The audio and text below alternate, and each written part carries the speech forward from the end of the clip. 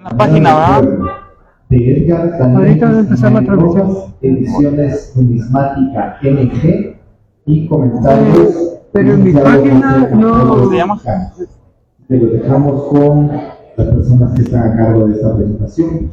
Reiteramos los buenos días. Aquí, Daniel. Buenos días, mi nombre es Edgar Daniel Quisqueñay Rojas, vengo de Ciudad de Guatemala, soy el autor del libro Cuartillos, la moneda del pueblo, les agradecemos mucho estar por acá. Le voy a ceder la palabra al licenciado José Campoyo, que él va a ser quien va a dar los comentarios del libro. Muchísimas gracias y bienvenidos desde allá, muchas gracias.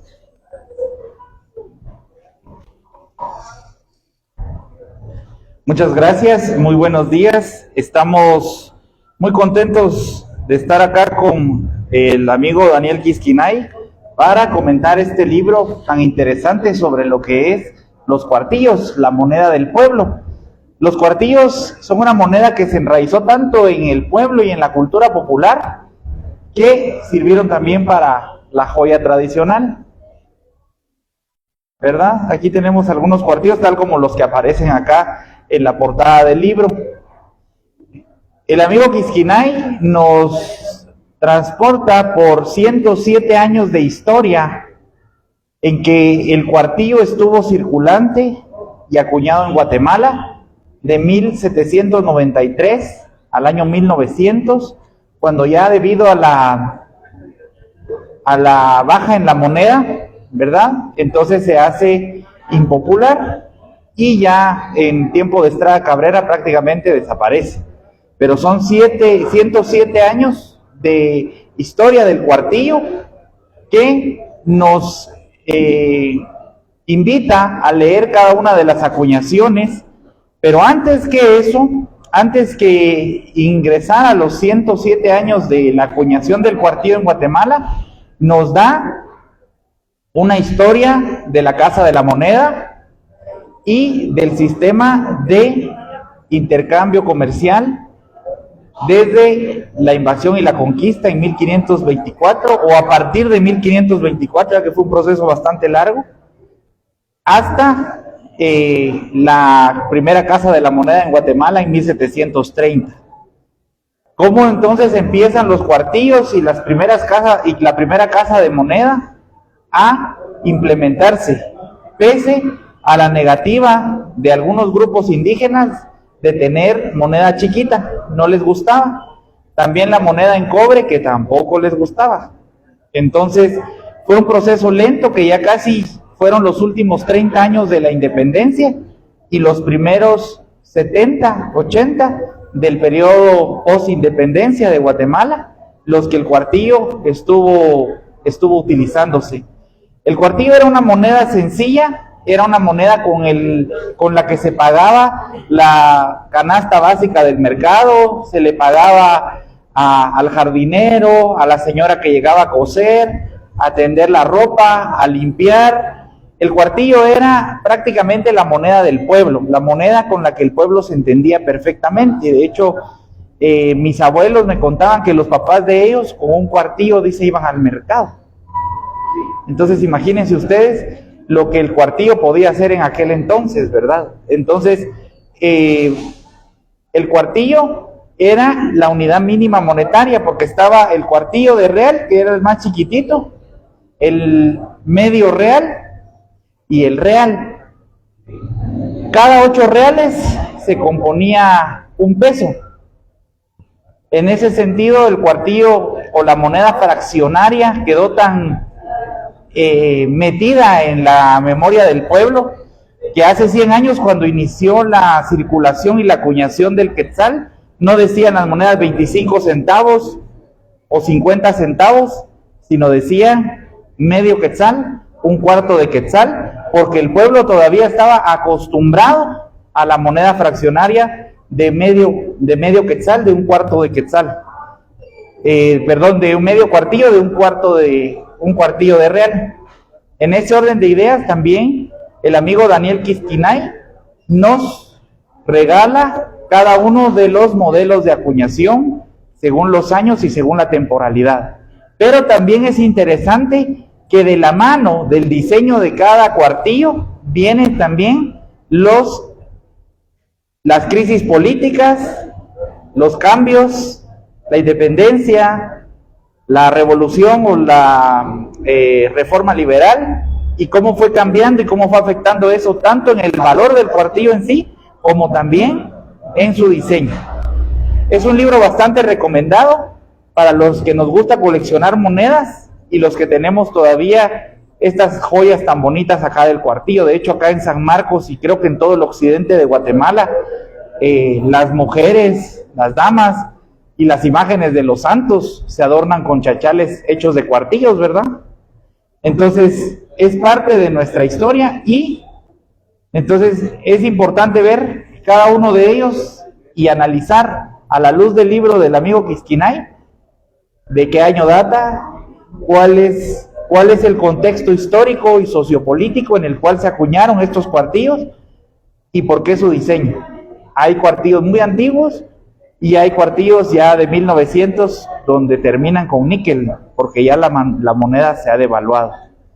De verdad es un libro bastante interesante porque nos propone la forma de comerciar y la forma de la vida de la gente, que siempre fue bastante difícil. De hecho, el cuartillo era el símbolo de una extrema pobreza, porque la moneda se tuvo que fraccionar hasta la más mínima denominación para poder pagarle a la gente, imagínense, para poder pagar tributos, etcétera. Entonces, Edgar Quisquinay nos traslada a ese mundo de hace 230 años, en el cual los cuartillos pues iniciaron su camino en el ideario popular guatemalteco y lo tienen hasta el día de hoy, porque no hay casa guatemalteca tradicional de antaño que no tenga sus cuartillos, que no tenga ahí, también lo usaban de chinchines para los niños aquí colgárselos, o los famosos cortados, ¿verdad? Que era eran las monedas antiguas cortadas para que al niño no le hicieran ojo.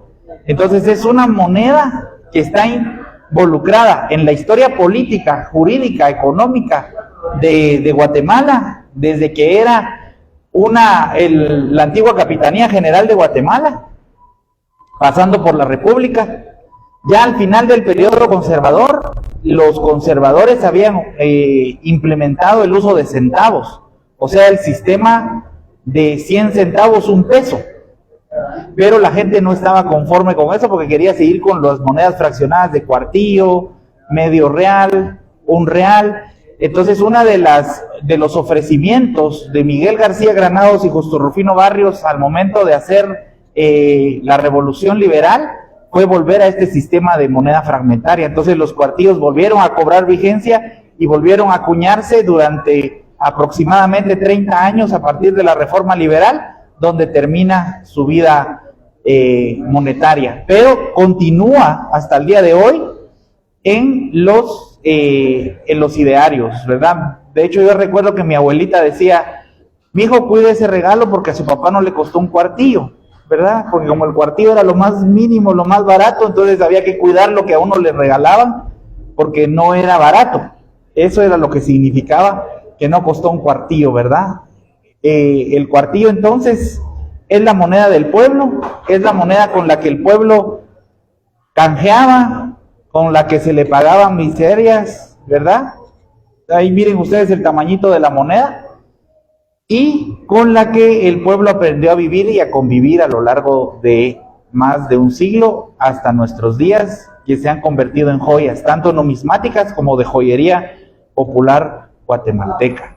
Entonces, es un libro muy interesante porque, repito, nos regala los diseños de cada moneda de cuartillo, las acuñaciones y el contexto sociopolítico, por qué fue acuñada, por qué tal diseño, por qué el otro diseño. Es muy interesante para que ustedes y nosotros podamos entender, primero, el sistema de monetario de la época colonial o hispana, y también para que podamos comprender el contexto social, político, y económico y humano en el que el pueblo se desarrolla.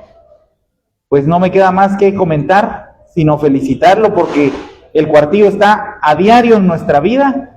Sin embargo, vale la pena recordar sus orígenes, su utilización, y vale la pena también ver los hermosos diseños que cada uno ha tenido, porque la moneda siempre ha sido también distinción y estética, ¿verdad? Cada moneda tiene una historia detrás, por su estética, por su diseño, por su acuñación. Entonces, muchas gracias y dejo el micrófono al amigo Quisquina. Muchas gracias. Muchas gracias.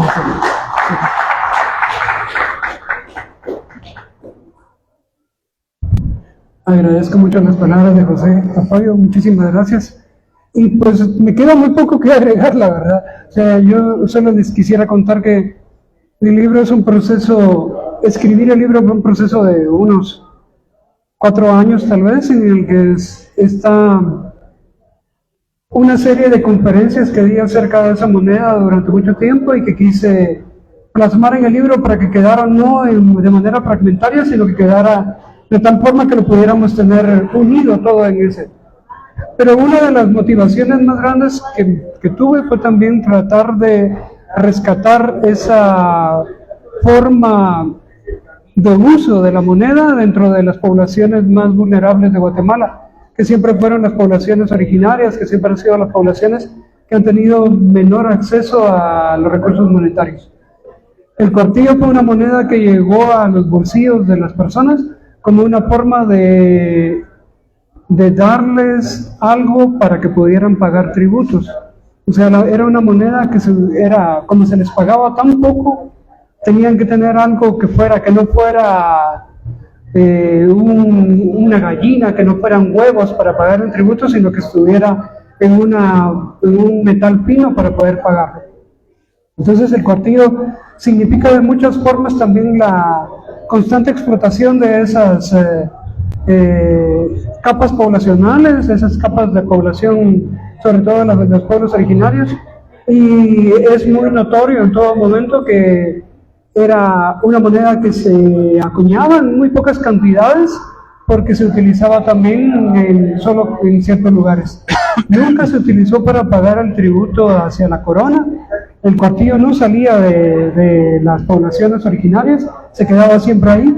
Por eso se atesoraba de esa manera también. Era una manera de poder guardarlas para poder estar. Y eso también era una forma de moneda, o sea, tener 4 cuartillos juntos como los que están en la portada. Uno mira en la portada y hay 2 reales unidos por un hilo, que son 8 cuartillos, son 2 reales. Son 2 reales los que estaban unidos en un hilo, era una especie de monedero. Era una forma de poder tenerlo de esa manera y poder hacer también canjes monetarios en regiones urbanas sobre todo, porque en las regiones rurales no era tan necesario el hacer el pago de manera, era el trueque, era el cambio, era un servicio los que se daban. Entonces yo les agradezco mucho a la Feria Internacional del Libro de San Marcos por darme la oportunidad también de estar acá como expositor. Estamos acá a la vuelta con la mesita que compartimos con Velero Rojo y pues estamos ahí para servirles y les agradecemos. Le agradezco también al maestro Rodolfo por el trato que nos ha dado. Muchísimas gracias, Rodolfo, también, y por darnos la oportunidad de poder estar por acá. Con eso estamos. Le agradecemos mucho, Rodolfo, y muchas gracias por estar por acá. Si tuvieran alguna pregunta, estamos también para servir.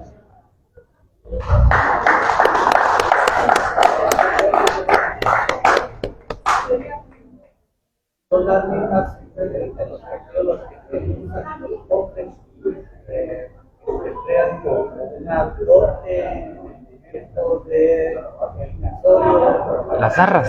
Las garras. que le dan a una monedita, guárdalos para un símbolo de riqueza y siempre no sé si son las Son 13 monedas, Sí. 13 monedas en las zarras. Eso sí, se utiliza mucho porque como tienen que ser simbólicas para poder darlas en la mano, eran 13 cuartillos, 13 centavos, porque también se utilizan 13 centavos que se mandan con el joyero a dorar, para ponerles otro metal encima, a ponerles plata, a darles un baño de plata, que se utilizan también. Y todo ese simbolismo que tiene también la moneda surge de esa manera también. Y el cuartillo, por ser, es simbólico totalmente, porque no tenían un valor tan alto, pero sí era la forma de poder ponerlas en la mano para decir que no les iba a faltar la riqueza durante el momento después del matrimonio. Es esa promesa que hace el esposo a la esposa. a pesar de que tenían agujeros, no perdían su valor. No, creo que es muy difícil encontrar en algunos casos monedas que no tengan agujero. Casi todas. Y encontrarlas sin agujero también se puede, pero creo que era una manera, el agujero es un testigo de que las atesoraban. Ese es un testigo de que las atesoraban y que las cuidaban mucho.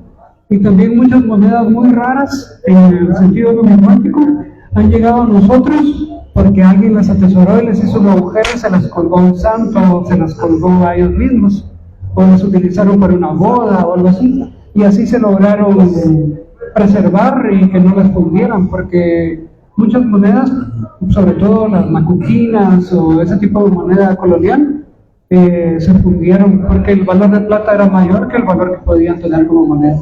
Claro.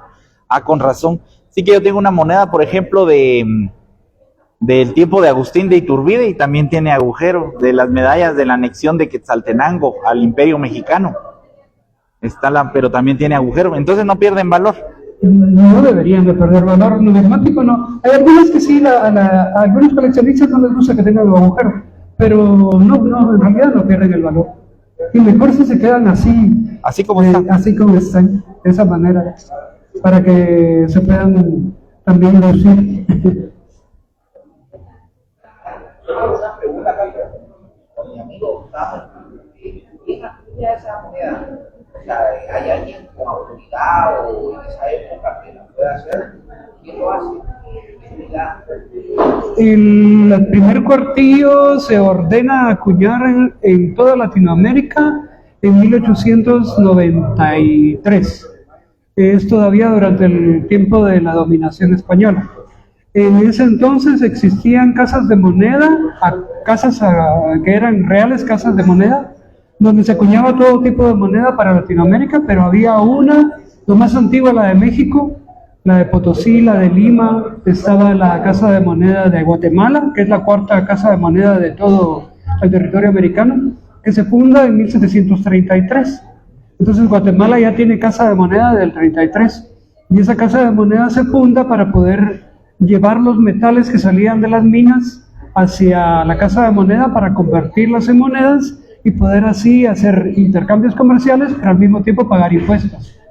Entonces, la mayoría de las minas estaban ubicadas aquí en la región de Occidente. En Huehuetenango había minas muy grandes, pero en Chiquimula también había otro montón de minas. Y hay que recordar que Guatemala no solo era el territorio actual, sino que Guatemala también era El Salvador, Honduras, Nicaragua, Costa Rica, era Guatemala, era el reino de Guatemala. Y las minas más productivas estaban en Honduras. La moneda de la pinta, esa no tiene nada que ver. ¿Cuál es el tiempo de los cuartiles? La moneda de finca se mete dentro de un tiempo de cuando empieza el auge de los cultivos, como el café. Entonces creemos que la primera ficha de finca surge más o menos como en 1860, 65. Es posterior, ya dentro del tiempo, ya los últimos años del gobierno conservador de Rafael Carrera, y toma un auge grande durante los gobiernos liberales, en especial durante los gobiernos de García Granados y José Rufino Barrios. En ese momento es cuando la ficha de finca toma auge, pero es también porque el café es un cultivo que necesita muchas manos para poder ser por todo el proceso. O sea, sembrar café en una extensión grande no se puede hacer con una persona o con dos. Se necesitan grupos grandes de gente que eran trasladadas de sus poblaciones hacia los lugares y vivían en la finca durante los diferentes procesos del café. Porque hacer almácigo era un proceso para poder tener la plantita. Llevar esa plantita a sembrarla al lugar donde iba a estar de manera definitiva era otro proceso, que necesitaba gente que supiera hacerlo. Verlo crecer, cuidarlo, a ponerle su sombra cuando ya se empezó a usar sombra, cosechar, eran procesos distintos, llevarlo al beneficio húmedo, otro proceso, llevarlo al beneficio seco, otro proceso, secarlo, otro proceso, envasarlo, otro proceso, llevarlo a que subieran a las carretas para ir al puerto, otro proceso. Entonces se pueden imaginar la cantidad de manos que se necesitaban para ese proceso. Y sucedía que la mayoría de veces los finqueros no tenían ese dinero. Los finqueros estaban endeudados hasta el copete, Sí, porque empeñaban sus escrituras. empeñaban todo. O incluso empeñaban la cosecha que no habían sacado, la empeñaban a futuro. Así es. Entonces no tenían dinero. Entonces al no tener dinero, ellos lo que hacían era conseguir un poco de cobre, mandarlo a casa de moneda para acuñar, y con eso le pagaban como un símbolo a los trabajadores primero. Primero, si era algo que tenía buena fe, digamos, porque no había circulante, porque no se podía utilizar. Después se convirtió en una manera de explotación, porque la gente tenía una picha que no le servía para la finca. Entonces no podía comprar nada para la finca. Digamos, el proceso de degeneración de la ficha de finca fue grande y fue doloroso para todas las poblaciones. Entonces hay que entender que el uso de los cuartillos, por ejemplo, era legal, completamente legal. ¿Por qué no pagarles en cuartillos en lugar de pagarles con la ficha de finca? Porque era mejor tener la ficha legal para poder hacer los pagos hacia afuera de la finca, porque dentro de la finca ellos tenían el control total. Los partidos. Sí, aquí está. Gracias. Perfecto. No sé si tienen alguna otra pregunta. Sí. Los más chiquitos son los cuartillos, el otro es medio real. Gracias. Realmente es una investigación. Justamente los 4 años. Este es el medio real. Hay un trabajo. Sí, como era toda Hispanoamérica, en Guatemala dejamos el peso hasta 1925, cuando empezó el quetzal. Felicitaciones. ¿Qué regalo más Real. Aquí como en 1900, medio real y un cuarto de real. Muchas gracias, Sergio. Muchas gracias. Y 8 reales era un peso. Muy bien. Sí. 8 reales era un peso. No sé, pero Sí, sí. pagaba Imagínense. Todavía. un real. Y como aquí en Guatemala siempre. Estos son diseños comunes a Guatemala, México, el león de Castilla. Y esos partidos trabajaban Es lo que estaba mucha. Sí, también. Yo tengo uno de estos. Que diga mi abuelita. Es uno más chiquito. Entraban porque, Qué bonito. digamos, hay, por ejemplo, anécdotas que aparecen en los periódicos en que dicen de que personas de clase Hacían social la alta, joyería digamos, que para- vivían en los cascos de población, como decir Quetzaltenango Pueblo, San Marcos Pueblo, o sea, no vivían en las aldeas alrededor, recibían los cuartillos que venían en su comercio. Digamos, alguien tenía aquí en San Marcos una venta de hilos, o de tela, o de granos, y la gente que venía a Y comprarle estuvo le en pagaba un con los impasse cuartillos. Entonces jurídico, ellos lo si era de recibían Guatemala o México, y la moneda podríamos empezaba a afirmar. circular de diferentes maneras, porque esa misma moneda, 4 años. digamos, el dueño de la tienda se la daba a la señora que trabajaba en su casa para que fuera al mercado a comprar, qué sé yo, papas, Porque lo a que comprar compraba era lo que pesaba, tomate, ¿no? a comprar Pues se llama una peso. gallina, a comprar huevos, que venían de las aldeas a ser vendidas en los mercados, en los lugares grandes, Sí, pues. en las poblaciones altas, grandes. Entonces los la pesos, circulación de esa moneda llega a momentos pico, a momentos interesantes, pero también se pierde porque Sí. el mal manejo de los gobiernos El no es doctor ese nuevo, yo vengo a comentarlo. no es absolutamente nuevo el mal manejo de los gobiernos, y las crisis monetarias se dieron en todo momento. Y tener moneda de plata en algún momento era tener mucha riqueza, aunque fuera moneda tan pequeña. Entonces la gente la atesoraba y se desaparecía del mercado. Entonces hay una ley que le dicen, una ley económica que le dicen la ley de Gresham, por el apellido de quien la inventó o de quien la plantea. Gresham dice que la moneda mala sustituye a la moneda buena en el mercado, como nos pasa ahora. Teníamos monedas de un quetzal que eran gruesas, ¿se recuerdan de las monedas gruesas de un quetzal? Y ahora todas las monedas de un quetzal son delgaditas y son de un metal que no corresponde a la moneda gruesa que teníamos antes, que empezó en el 1999. Entonces la moneda del 99 hasta 2013 más o menos son monedas gruesas. A partir del 13 para acá son monedas delgadas. ¿Cuántas monedas gruesas mira uno en el mercado actualmente? Muy pocas, porque tenemos aunque vale lo mismo, tenemos la tendencia a atesorar la moneda que consideramos buena. Entonces atesoramos la moneda gruesa porque pensamos que es mejor que la moneda delgada, cuando en realidad tienen el mismo valor, y lo mismo sucedía en ese tiempo. Entonces la circulación de esa moneda sufre esos cambios. Tuve el poder para mí la moneda de Guatemala, la más artística. Me pareció como raro el nombre. ¿Cómo es esta moneda de Macaco. Macaco. ¿Qué sabe usted de esa moneda? Así le decían a las monedas guatemaltecas de 1733 a 1754. La macaca es la macuquina, que es una palabra que viene del quechua, que viene del Perú. Macuquina es maicaicuna, es la golpeada, porque se hacían a martillo.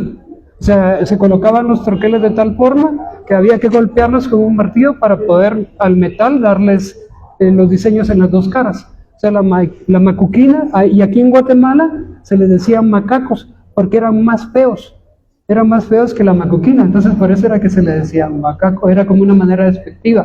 Entonces la moneda guatemalteca tiene la característica que para 1732 hay una ordenanza real que dice de que todas las monedas en todo el territorio americano tienen que ser redonda y que tiene que tener diseño al canto, tiene que tener un cordoncillo de laureles.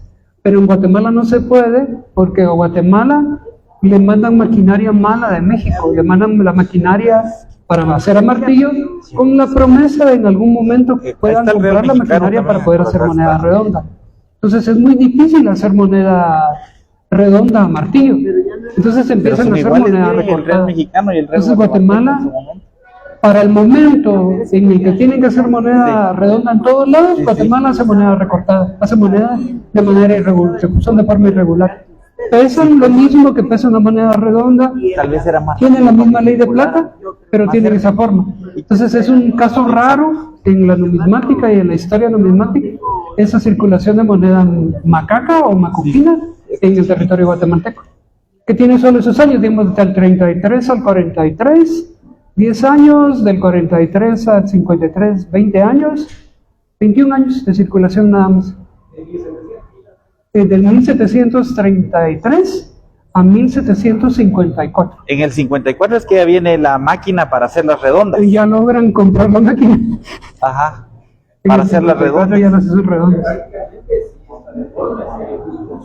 Son deformes. Son deformes. Y es que no importaba la forma, sino lo que pesaran, pues se llamaban pesos. Ajá. Sí, todas tenían un peso relativo. Igual estos tienen un peso relativo. O sea, si la moneda de un peso pesa 25 gramos, 4 reales, que es la mitad, tiene que pesar 13.5 en el peso.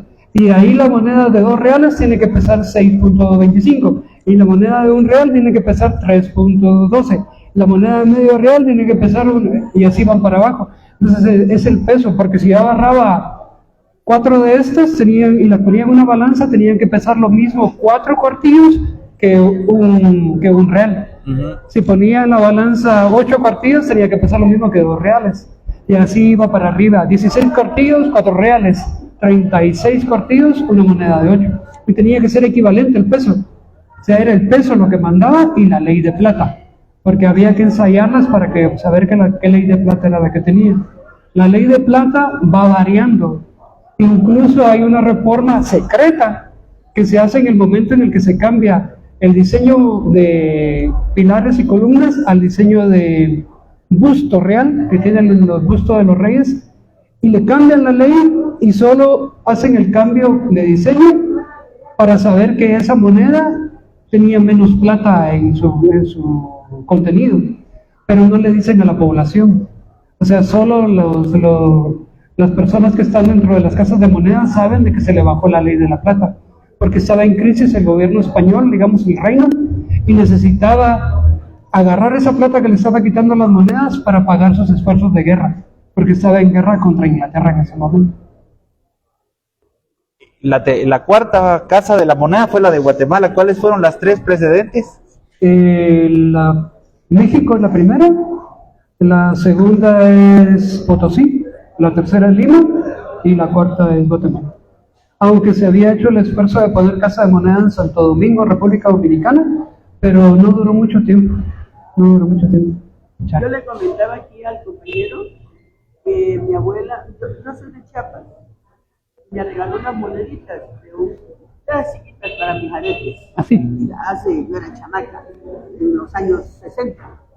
Y me decía que esas monedas eran las que circulaban en Chiapas. O sea que nunca estuvimos lejos de ustedes. Y había real mexicano, pero no lo usaba. En Chiapas no lo usaban. Y ya era mexicano. Sí, Guatemala, porque toda la región actual del istmo de Tehuantepec hacia acá, el sur, era parte del reino de Guatemala. Sí, entonces dependían de toda, en ese caso dependían de la Casa de Moneda de Guatemala, que se trasladó 2 veces. Pero ya eran mexicanos. Pero sí, o sea, tenían ya... Eso me llamó mucho la atención cuando ella me dijo eso, porque ya eran mexicanos y sin embargo seguían usando moneda guatemalteca. Ajá. O sea, es la cercanía, es ese comercio también interno, Huehuetenango, San Marcos, tan cerca, y que también la dependencia que hemos tenido también de ciertas mercancías que vienen de México para acá y de México que van para allá. Entonces el comercio también se da de esa manera. En Villaflores queda cruzando el cerro. Ah, bien cerca. En Chiapas, ¿sí? Cruzando el cerro ahí está mi ciudad. Ajá. Y yo me acuerdo todavía cuando era niña, en los años 60, funcionaban esas moneditas. Pasaban por Paso del Norte, en Tacaná, por todas esas fincas, sí, por todas esas fincas pasaban, y por ahí era la ruta de comercio, o sea, no era... Hubo muchas fincas que tenían dueños guatemaltecos en territorio de Chiapas también. Ajá, y al revés, o sea, dueños chapanecos en territorio guatemalteco. Había un consulado mexicano en San Marcos y otro consulado mexicano en Zatenán. ¿Todavía está? Y ahí estaban, tenían su cónsul, su vicecónsul, estaban ahí. Sí, me llamaba la atención a mí de que ya eran mexicanos y sin embargo como manejaban la moneda guatemalteca, o sea, los reales. Porque mi abuela pagaba un real para que fueran a la escuela sus hijos. Sí, un real que me mostró una vez que ella guardaba todavía porque eran de plata. Era como un cariño a eso, que ya desaparecieron esas monedas, que era de plata y era real. Estos son reales. Que tiene ahí Ajá. Ese diseño viene desde 1872. Pues lo usaron hasta el siglo XX. Sí. Por ahí va. No sé si tienen alguna otra. ¿Listos? Muchísimas gracias. Gracias. Gracias.